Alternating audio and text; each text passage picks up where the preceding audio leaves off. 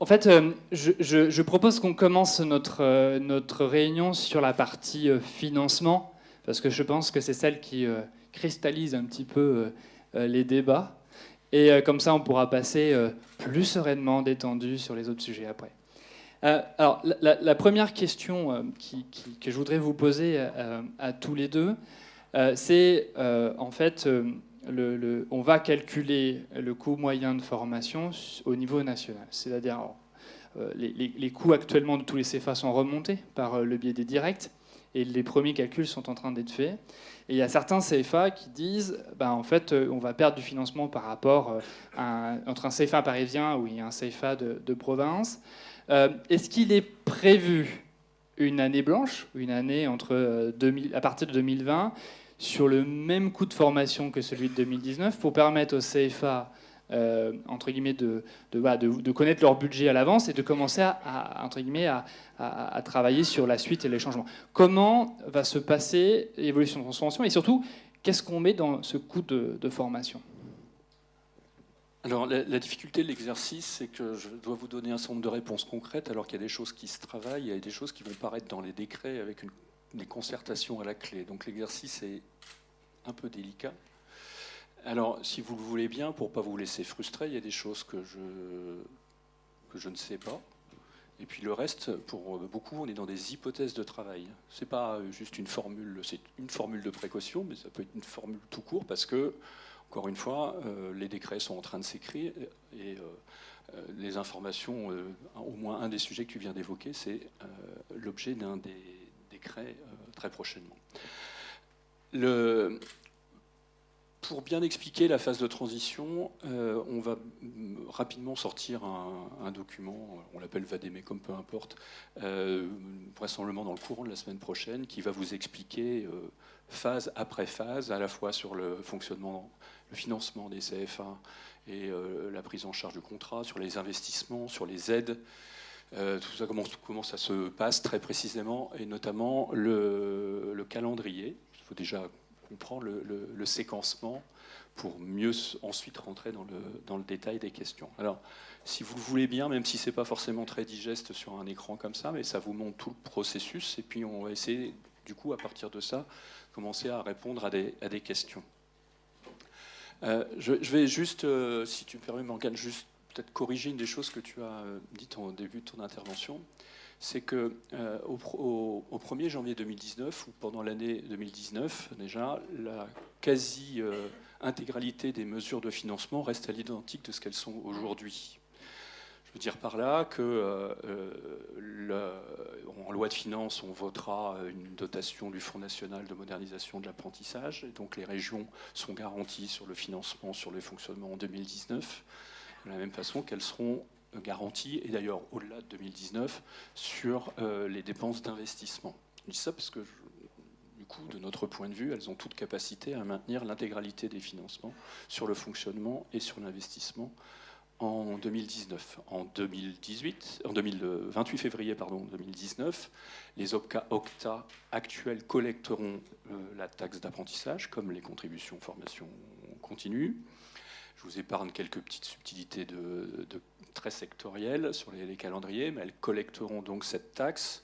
Cette taxe sera répartie, comme ça l'est jusqu'à maintenant, au 30 juin au plus tard, selon les critères d'affectation que l'on connaît aujourd'hui. Et puis, par l'ensemble des collecteurs, d'ailleurs, OPCA, OCTA actuels, les chambres consulaires qui seront toujours agréées pour la prochaine collecte, et puis des particularités, les compagnons du devoir et les deux interpros qui collecteront sur l'intégralité du champ. Ils auront une année de plus, une exception pour collecter sur l'intégralité du champ avant qu'on ne bascule au financement, au contrat.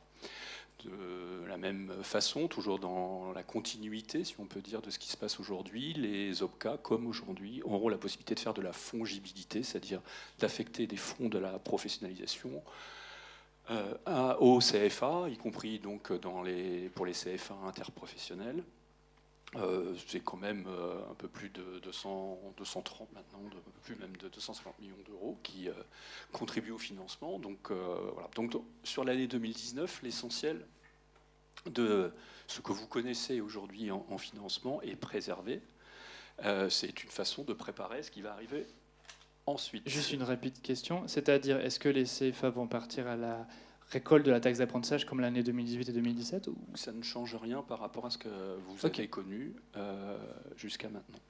Okay. C'est la préparation.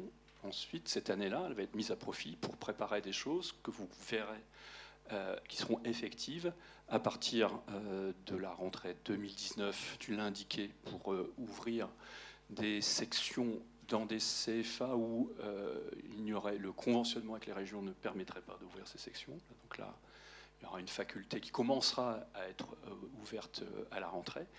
Et le système bascule au 1er janvier 2020.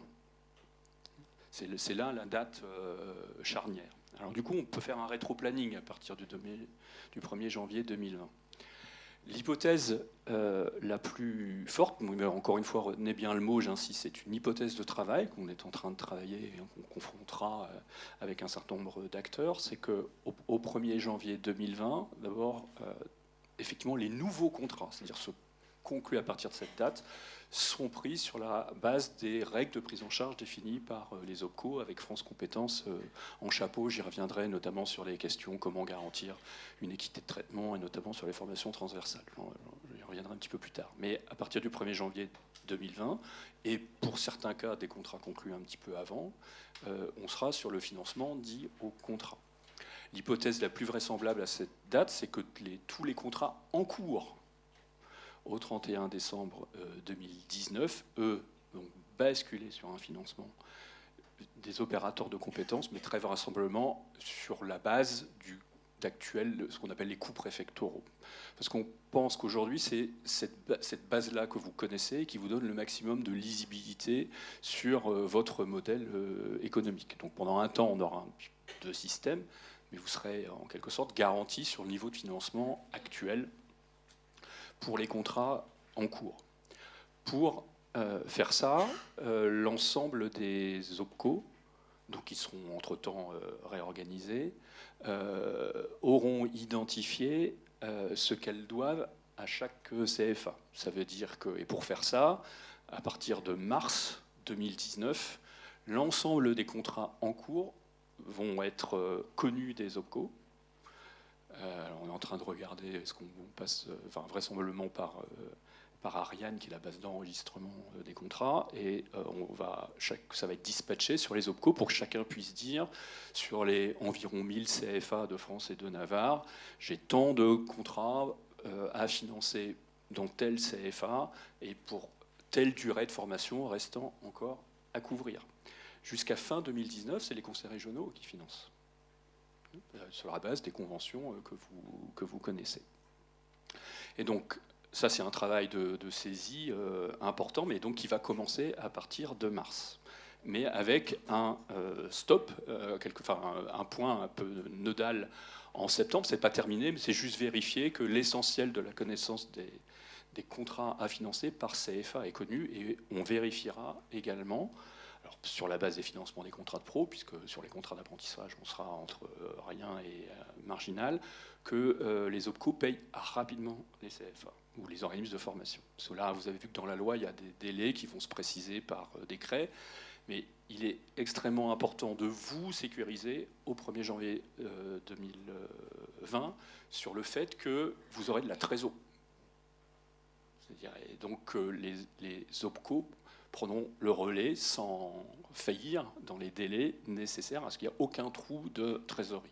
En général, en moyenne, vous êtes plutôt dans les 1 mois de trésor disponible. Vous avez vu que les reports éventuels seront conservés, alors à due concurrence du tiers des charges constatées l'exercice antérieur, mais ce qui donne potentiellement la possibilité d'aller jusqu'à 3-4 mois. Mais on fait tout pour que vous ayez de la trésor, qu'il n'y ait pas d'à-coup de trésor. Et c'est une des raisons pour lesquelles France Compétences pourra intervenir en direct. C'est que vous l'imaginez, environ 300 000 contrats qui basculent d'une dizaine d'OPCO sur 1000 CFA. La probabilité pour qu'il y ait de problème nulle part, elle est proche de 0. Et donc, Il faut se donner les moyens de dire si jamais, alors on fait tout pour qu'il n'y en ait pas, mais s'il y avait un moment ou un autre une difficulté, qu'on puisse intervenir très vite pour injecter de l'argent et que personne ne se retrouve embêté à cause de cette période de transition. Une fois qu'on est rentré en vitesse de croisière, c'est autre chose, mais évidemment, changer de modèle économique, c'est une opération délicate qui suppose à la fois beaucoup de préparation et de l'agilité au moment où on le fait pour prévenir tout problème éventuel ou pour agir vite quand il se déclare. Pour que vous puissiez déjà faire une rentrée 2019-2020 correcte, il faut que vous puissiez avoir une lisibilité au-delà de ce point du 1er janvier 2020, même s'il est important. Pour ce faire, nous avons demandé aux branches professionnelles de définir toutes les règles de prise en charge des contrats d'apprentissage. Alors la date peut encore varier, mais à ce stade, on est au 30 avril. Le principe est simple, c'est qu'avant même que la nouvelle campagne ne soit à son plus fort, en général, les contrats, ça commence à se signer à partir de mai, en toute façon croissante, vous ayez la visibilité économique de ce qui va se passer sur les nouvelles entrées à partir du 1er janvier 2020, voire pour ceux qui avaient ouvert des sections non conventionnées au 1er septembre 2019. De cette façon, encore une fois, est-ce que vous avez la lisibilité, puis ça peut aussi avoir un impact sur le niveau d'investissement, parce que faire des investissements, si vous n'avez pas une vision sur votre fonctionnement, ça peut aussi être assez délicat. De ce point de vue, France Compétences donnera aussi un certain nombre d'orientations, alors concomitamment, mais de toute façon, il devra le faire au moins sur la péréquation, puisqu'un certain nombre d'opérateurs de compétences vont être tributaires de la péréquation. Imaginez que dans certains secteurs, alors le cas emblématique, c'est l'artisanat, le monde artisanal. Alors on verra la reconfiguration du monde artisanal dans les futurs opérateurs de compétences, mais la probabilité pour qu'il dégage une ressource correspondant à ses besoins de financement, là aussi, elle est extrêmement faible, donc pour pas dire nulle. Et donc, il est absolument indispensable d'avoir un système de péréquation. Donc là, quand vous êtes tributaire de la péréquation, pour ceux qui connaissent bien la mécanique, qui ont pu être administrateurs d'opérateurs de compétences, voire du fonds paritaire, au moins un dans la salle, bien que quand vous avez besoin de la péréquation, c'est la péréquation qui donne un peu le là de la règle de prise en charge. Et donc il faut que vous la connaissiez pour encore une fois, caler vos propres dispositions. Donc ça sera fait au plus tard. Alors mars, on essaye d'avancer le calendrier pour arriver au mois de février, mais là il faut attendre que France Compétences soit en place puisque c'est une prérogative de France Compétences. Et puis pour pouvoir encore faire ça, eh bien on en arrive au travail que nous sommes en train de faire dans le courant de ce trimestre, c'est qu'il faut effectivement définir une méthodologie de définition de règles de prise en charge, ce qui nous renvoie notamment à que mettons dans ce qu'on appelle le coût contrat. Alors juste quand même, c'est un peu technique, mais on part du coût contrat, mais fondamentalement, ce qui sera connu, c'est une règle de prise en charge des opérateurs de compétences. Et donc, évidemment, on veut s'appuyer sur une réalité, mais en même temps, la règle de prise en charge, c'est pas immanquablement le coût contrat au sens strict du terme. Elle peut être inférieure, voire supérieure, ou égale. Le but, c'est de s'en rapprocher, mais c'est aussi, il faut être clair, de pouvoir réguler un peu le système. Je vous donne deux chiffres qui ont été mentionnés notamment au cours de la concertation, Morgana a rappelé. Aujourd'hui, il est pas rare que sur une même formation, une même certification préparée, l'écart entre le coût le plus faible et le coût le plus haut soit de 1 à 4, voire de 1 à 5. Alors, je ne vous cite pas les cas les plus importants, on a un truc de 1 à 82, mais on le dit plus pour montrer à quel point le système peut couvrir une variété très large, mais en même temps, il n'y a qu'une deux formations, donc ça ne veut pas dire grand-chose. Mais 1 à 4, par exemple sur le BTS MUC, qui est la certification la plus préparée en apprentissage, c'est un écart que vous retrouvez. Pour vous donner un ordre grandeur, dans le contrat de professionnalisation, quand il est certifiant et sur les mêmes certifications, le rapport il est de 1 à 1,3. C'est-à-dire qu'on a une maîtrise, un écart qui est géré pas du tout de la même façon, pour des tas de raisons, mais pour laquelle le nombre d'apprentis ou d'alternants n'est pas la seule explication. Donc il y a un enjeu un peu de régulation. Moyennant quoi, pour répondre à ta question, quand il y a des modulations, parce que sur le territoire, vous avez des CFA à faible effectif, Ce qui arrive, ce que les conseils régionaux nous avaient rappelé, et notamment dans les zones rurales ou dans les quartiers, je ne me souviens jamais de l'acronyme, mais QPV, quartier prioritaire de la ville. Excusez-moi. C'est a priori pas la règle de prise en charge qui est censée gérer ça. C'est la dotation qui restera à la main des régions pour, au nom d'une politique d'aménagement du territoire. Il y aura là, moi, en tant que responsable de cette politique d'aménagement du territoire, j'estime que dans tel ou tel endroit, une section à faible effectif doit être maintenue, parce qu'il y a d'autres enjeux ou des enjeux qui sont au-delà de l'apprenti. Et ça, je compléterai la règle de prise en charge pour faire en sorte que la section, voire le CFA lui-même, soit économiquement viable. Mais ça veut dire qu'il y a des régions qui vont s'investir encore dans l'apprentissage et d'autres qui ont décidé un peu d'abandonner. Ça veut dire on va avoir un traitement un peu différencié en fonction des régions. Mais, alors d'abord, c'est le cas aujourd'hui. Oui. Et deux, après, effectivement, il appartient à chaque région maintenant, en quelque sorte, de se positionner. Vous imaginez bien que vous le vivez presque tous les jours, j'imagine. C'est vécu comme un choc ou un traumatisme, qui dans certains cas n'est pas encore complètement résorbé. Donc ce qu'il faut voir maintenant, c'est une fois que la loi est votée, voilà, on est un état de droit, la loi s'impose, quels que soient les débats et les désaccords que l'on ait eus, et chaque région est en train peu ou prou de redéfinir ses modalités d'action. Je ne suis pas certain qu'elles soient encore qu'elles aient toutes redéfini totalement leur mode d'intervention et ce qu'elles vont faire. Nous, ce que l'on dit aujourd'hui, c'est que sur 2019, leur dotation via la taxe d'apprentissage est garantie pour le fonctionnement, que sur l'investissement, c'est le cas, que sur l'investissement, ça sera le cas au-delà de 2019. On a un débat avec elles sur le montant qui leur sera alloué pour justement pouvoir irriguer cette mécanique de financement des faibles flux. Et ensuite, ce qu'on verra avec elles, mais c'est en partie de leur responsabilité, elles ont une compétence pour ça, c'est de définir des modalités d'intervention, c'est-à-dire finalement, sur la base de quels critères abonderont-elles les opérateurs de compétences pour financer ces contrats. Ce qui a toujours été avancé aujourd'hui dans leur propre discours, c'est cette politique, attention, d'aménagement du territoire, il faut soutenir des faibles flux.